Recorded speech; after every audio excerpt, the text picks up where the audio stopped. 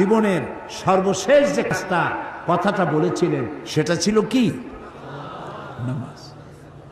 ইন্তেকালের 5 দিন আগে প্রচন্ড জ্বর হলো, মাথায় যন্ত্রণা হলো, বারবার বেহুশ হয়ে পড়েন। যে রাত্রে ইন্তেকাল করবেন সেই রাত্রে সাহাবায়ে কেরাম কেউ ঘরে ফেরে নাই, সবাই কাঁদতেছে। সকলের ধারণা নবীজি খুব তাড়াতাড়ি বিদায় হয়ে যাবেন। ঘরের মধ্যে স্ত্রীরা কাঁদেন, জামাই কাঁদেন, নাতি নাতনি কাঁদেন। সব থেকে বেশি কাঁদছেন হযরতে মা ফাতিমা রাদিয়াল্লাহু তাআলা আনহা। রাসূলুল্লাহর হুশ এলো, হযরত ফাতেমার কান্না দেখে কাছে ইশারা করে ডাকলেন, কানে কানে কি যেন বললেন। হযরত ফাতেমার কান্না বন্ধ হয়ে গেল। হযরত আয়েশা ফাতেমাকে ডেকে বলেন, মা তোমার আব্বা জান কি তোমারে বলল, কান্না বন্ধ হলো তোমার? হযরত ফাতেমা বলেন, মা আমার আব্বা জান আমাকে কানে কানে বললেন, মা কাঁদিস না, তোর কান্না আমার বরদাস্ত হয় না। আমি তোমাকে সুসংবাদ শোনাই, আমি মরে যাওয়ার পর সবার আগে তোমার সাথে আমার দেখা হয়ে যাবে। হযরত ফাতেমা বুঝতে পেরেছেন এর অর্থ হলো রাসূলের ইন্তেকালের পরে আত্মীয় স্বজনের ভিতরে সর্বপ্রথম ফাতেমার ইন্তেকাল হবে। হয়েছিল তাই। রাসূলুল্লাহ বেহুশ হয়ে পড়লেন, আবার হুশ হলো, আবার বেহুশ হলেন। ফজরের পরে হযরতে জিবরাইল এসে বলছেন, আসসালামু আলাইকা ইয়া রাসূলুল্লাহ, হে আল্লাহর রাসূল, আল্লাহ আপনাকে সালাম বলেছেন আর তিনি জানতে চেয়েছেন আপনি কেমন আছেন। তিনি জানেন আপনি কেমন আছেন, তারপরেও তিনি জানতে চেয়েছেন আপনার মুখে আপনি কেমন আছেন। নবীজি বললেন, আমি বড়ই কষ্টের ভিতরে আছি, অসুস্থ আছি।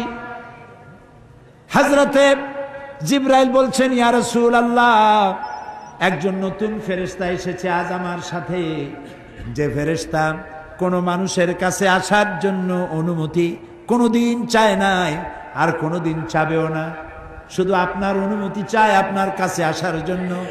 সে ফেরেশতার নাম মালাকুল মউত। হযরতে মালাকুল মউত রাসূলের অনুমতি নিয়ে রাসূলের জাসাদ মোবারকের কাছে এসে সালাম পেশ করলেন। বললেন, ইয়া রাসূলুল্লাহ, আদম আলাইহিস সালাম থেকে নিয়ে শুরু করে এই পর্যন্ত আমি যত মানুষের জান কবজ করেছি আর কিয়ামত পর্যন্ত যত মানুষের জান কবজ করব, কারো কাছে অনুমতি চাই নাই, অনুমতি চাওয়াও আমার লাগবে না।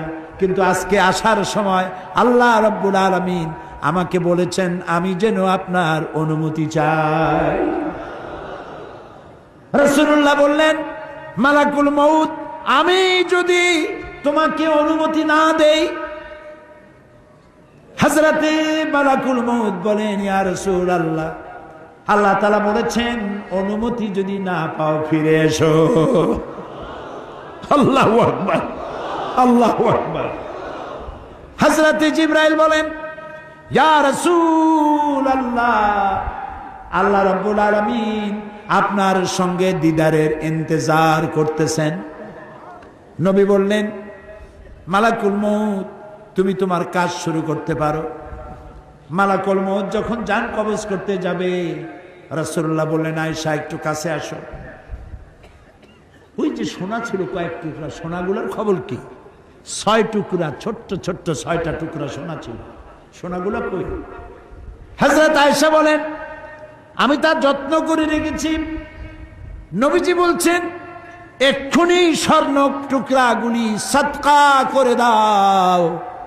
আমি মুহাম্মদ সাল্লাল্লাহু আলাইহি সাল্লাম আল্লাহর দরবারে এই অবস্থায় উপনীত হতে চাই না যে মুহাম্মদের ঘরের ভিতরে সোনা আছে। হযরত ওমর রাদিয়াল্লাহু তাআলা আনহু রাসূলের সঙ্গে দেখা করতে গেছিলেন একদিন। ঘরে মা আয়েশা ছিলেন না।